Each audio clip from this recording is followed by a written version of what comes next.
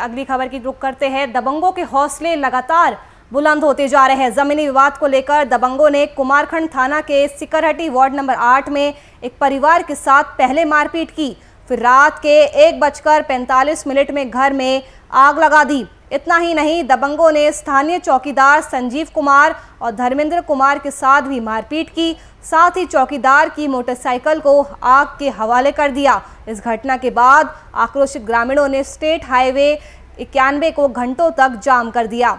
तो दबंगों के हौसले लगातार बुलंद होते जा रहे हैं। बदमाशों ने परिवार के साथ भी मारपीट की। इतना ही नहीं, बदमाशों ने घर को भी आग लगा दी। स्थानीय चौकीदार से भी बदमाशों ने मारपीट की और चौकीदार की बाइक को भी आग के हवाले कर दिया। इस घटना के बाद आक्रोशित ग्रामीणों ने स्टेट हाईवे 91 को जाम कर दिया। क्या घटना घटी थी जो आपको ड्यूटी पे यहाँ रखा गया था? कल दिन में गोलीकांड हुआ था, इस कारण यहाँ ड्यूटी दिया गया था। अच्छा, मतलब गोलीकांड के बाद सुरक्षा के लिए आपको यहाँ विधि व्यवस्था के लिए ड्यूटी दिया गया था। अच्छा, तो फिर क्या हुआ? रात में क्या हुआ? रात में 2:45 बजे 100 से ज़्यादा आदमी आया। देखते तो हम लोग बोला कि तुम लोग भाग जाओ। एक गाड़ी जब तक निकाला मेरे साथी, दूसरा आदमी बोला कि गाड़ी छोड़ दे। गाड़ी छोड़ने लगा, लाने के लिए गए, लगा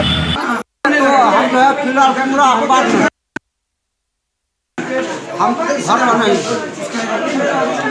और जब सब मारपीट हो गया तब हम यहाँ घर पर आ रहे हैं। तब देखें तब सबको जो है हॉस्पिटल लाए। किस चीज़ को लेकर के मारपीट हुआ? किस भी बात को लेकर के? अरे कोई जमीन की विवाद नहीं।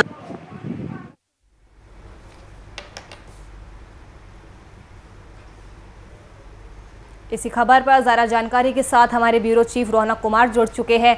रौनक, आपसे समझना चाहेंगे ये पूरा मामला आखिरकार है क्या? दबंगों ने परिवार के साथ मारपीट की है, उनके घर में भी आग लगा दी है। रौनक, एक भयावह स्थिति इस जिले की हो चुकी है और मैंने इससे पहले भी एक खबर दिखाई थी। इस खबर में हमें प्रशासन की मार भी झेलनी पड़ी थी कि आखिरकार भीड़ तंत्र जो है वो सुशासन पर क्यों हावी है, आखिर क्यों दबंग कानूनों को अपने हाथ में ले रहे हैं। अब यहाँ सबसे बड़ा सवाल है, ये हम नहीं कह रहे थे, ये यहाँ के जो प्रशासनिक स्तर पर यहाँ ड्यूटी पर लगाए गए चौकीदार है उनके साथ मारपीट हुई है।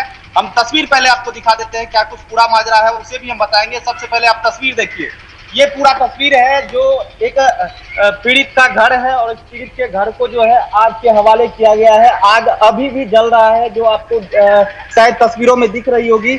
और एक चीज ध्यान देने वाली बात है कि यह पूरा माजरा जो है वो जमीन विवाद से चल रहा है।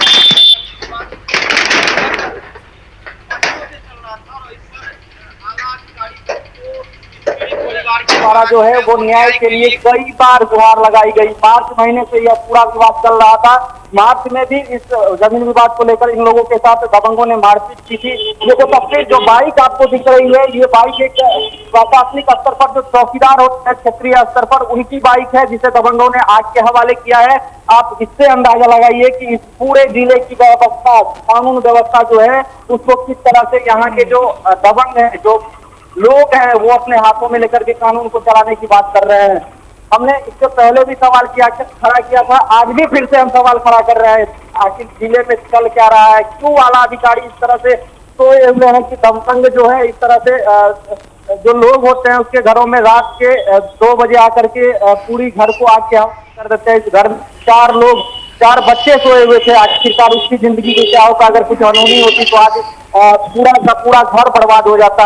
मैं सीधे फिर अपने सहयोगी से कहूंगा, इस पीड़ित परिवार, सबसे पहले मैं चौकीदार के पास पहुंच के आपको आप इसी पूरी घटना की सुना देता हूँ। उसके बाद जो है पीड़ित भी हमारे साथ है जो आपको इस पूरी घटना की राज को बताएगा। सबसे पहले चौकीदार, क्या नाम हुआ आपका? हरमिंदर कुमार। जोर से बोलिए जरा। हरमिंदर कुमार। अच्छा, क्या हुआ है यहाँ? पूरा घटना क्या हुआ? यहाँ आए वो लोग 2 बजे और मारपीट करने लगे। घटना क्या हुआ? किस घटना पे आपको यहाँ रखा गया? गोलीकांड हुई थी कल दिन में, उसी के तरह तो आप 2 लोग यहाँ ड्यूटी पर थे? 2 लोग ड्यूटी पर रहने के दौरान जो है रात में पहले आप लोगों को कहा कि यहाँ से चले जाइए। बताइए पूरी बात।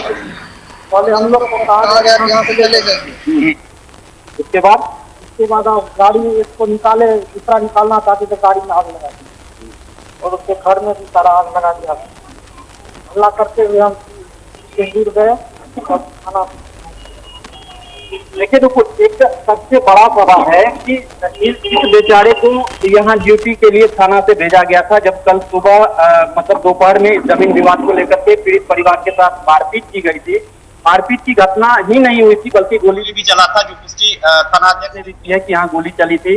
उसके बाद 2 चौकीदार धर्मेंद्र कुमार और संजीव कुमार को स्थानीय थाना यानी कुमारखंड थाना के द्वारा यहाँ सुरक्षा व्यवस्था, विधि व्यवस्था बनाए रखने के लिए रात में रखा गया था। लेकिन रात में हुआ क्या कि 100 लोगों की भीड़ आती है, चौकीदार को यहाँ से जाने के लिए कहता है और नहीं जाने पर मतलब जब तक वो अपनी बाइक निकालकर आगे बढ़ेगा कि हाँ भाई हम सुरक्षित हो जाते हैं, तब तक उसकी एक बाइक जो कि हम अपने दर्शकों को दिखा चुके हैं, उनकी बाइक को आग के हवाले कर दिया जाता है। इतना से भी नहीं पड़ा, इस दबंगों के साथ भी मारपीट फिर से की गई और मारपीट की घटना तब तक चली जब तक इन लोगों का एक चीज और बता देते हैं। पीड़ित भी हमारे साथ है, पीड़ित पक्ष जिसके साथ मारपीट हुई है, मारपीट की घटना में जो लोग घायल है उनमें से एक सास है, वो गंभीर रूप से घायल है।